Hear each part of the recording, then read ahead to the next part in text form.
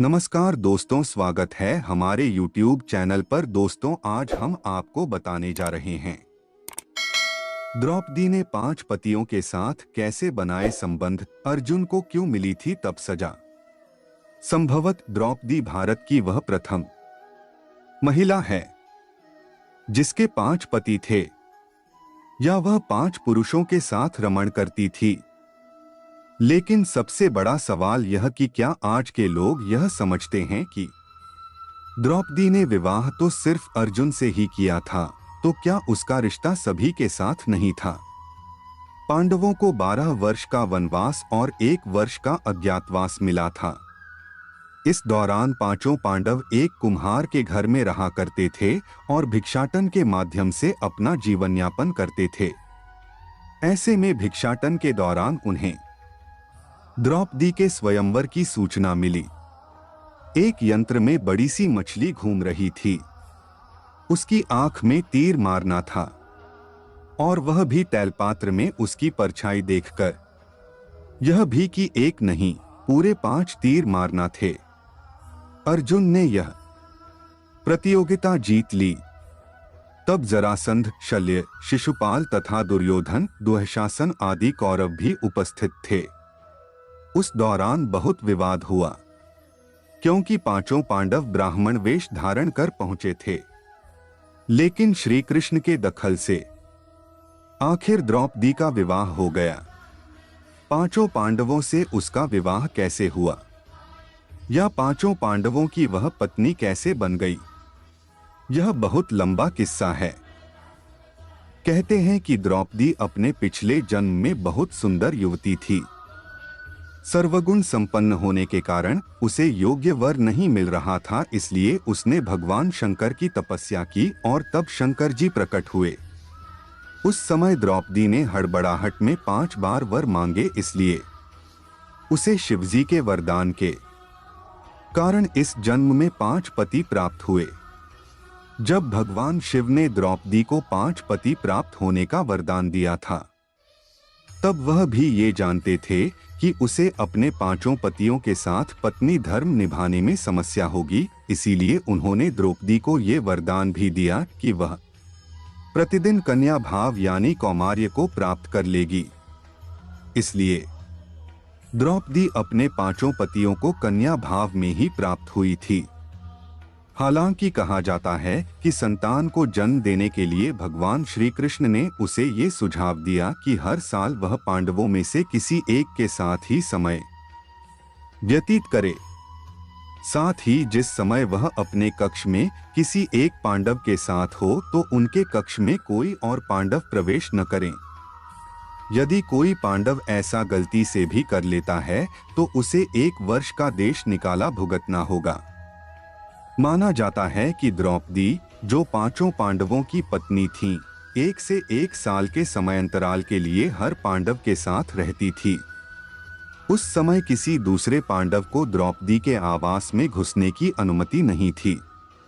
इस नियम को तोड़ने वाले को 1 साल तक देश से बाहर रहने का दंड था। एक बार यह दंड अर्जुन को भुगतना भी पड़ा था।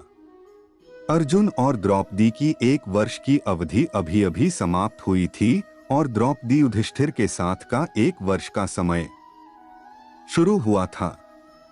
अर्जुन भूलवश द्रौपदी के आवास पर ही अपना तीरधनुष भूल आए, पर किसी दुष्ट से ब्राह्मण के पशुओं की रक्षा के लिए उन्हें उसी समय इसकी जरूरत पड़ी। अत क्षत्रिय धर्म का पालन करने के लिए तीरधनुष लेने के लिए नियम तोड़ते हुए वह द्रौपदी के निवास में घुस गए। उस दौरान द्रौपदी युधिष्ठिर साथ में थे। बाद में इसके दंडस्वरूप अर्जुन 1 साल के लिए राज्य से बाहर चले गए। इसी 1 साल के वनवास के दौरान अर्जुन की मुलाकात उलूपी से हुई और वह अर्जुन पर मोहित हो गई। ऐसे में वह उन्हें खींचकर अपने नागलोक में ले गई और उसके अनुरोध करने पर अर्जुन को उससे विवाह करना पड़ा। कहते हैं कि दोनों 1 वर्ष तक साथ रहे। अर्जुन और नागकन्या उलूपी के मिलन से अर्जुन को एक वीरवार पुत्र मिला, जिसका नाम इरावान रखा गया। द्रौपदी के 5 पुत्र थे। द्रौपदी ने एक एक वर्ष के अंतराल से पांचों पांडव के एक एक पुत्र को डोट जन्म दिया था, लेकिन दुर्भाग्य की इन पांचों पुत्रों को अश्वत्थामा ने मार दिया था। द्रौपदी और सत्यभामा संवाद। एक दिन की बात है, पांडव और ब्राह्मण लोग आश्रम में बैठे थे।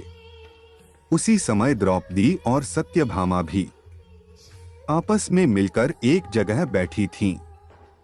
दोनों ही आपस में बातें करने लगीं। सत्यभामा ने द्रौपदी से पूछा, बहन, तुम्हारे पति पांडवजन तुमसे हमेशा प्रसन्न रहते हैं। मैं देखती हूं कि वे लोग सदा तुम्हारे वश में रहते हैं। तुम मुझे भी ऐसा कुछ बताओ कि मेरे श्याम सुंदर भी मेरे वश में रहें।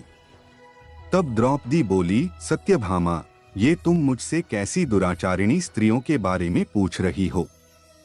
जब पति को यह मालूम हो तो वह अपनी पत्नी के वश में नहीं हो सकता। तब सत्यभामा ने कहा, तो आप बताएं कि आप पांडवों के साथ कैसा आचरण करती हैं? उचित प्रश्न जानकर तब द्रौपदी बोली, सुनो, मैं अहंकार और काम क्रोध को छोड़कर बड़ी ही सावधानी से सब पांडवों की स्त्रियों सहित सेवा करती हूँ। मैं ईर्ष्या से दूर रहती हूँ। मन को काबू में रखकर कटु भाषण से दूर रहती हूँ। किसी के भी समक्ष असभ्यता से खड़ी नहीं होती हूँ। बुरी बातें नहीं करती हूँ और बुरी जगह पर नहीं बैठती। पति के अभिप्राय को पूर्ण संकेत समझकर अनुसरण करती हूँ। देवता, मनुष्य, सजाद जाया, रूपवान कैसा ही पुरुष हो, मेरा मन पांडवों के सिवाय कहीं नहीं जाता। उनके स्नान किए बिना मैं स्नान नहीं करती।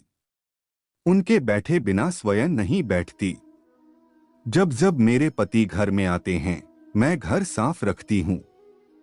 समय पर भोजन कराती हूँ। सदा सावधान रहती हूँ। घर में गुप्त रूप से अनाज हमेशा रखती हूँ।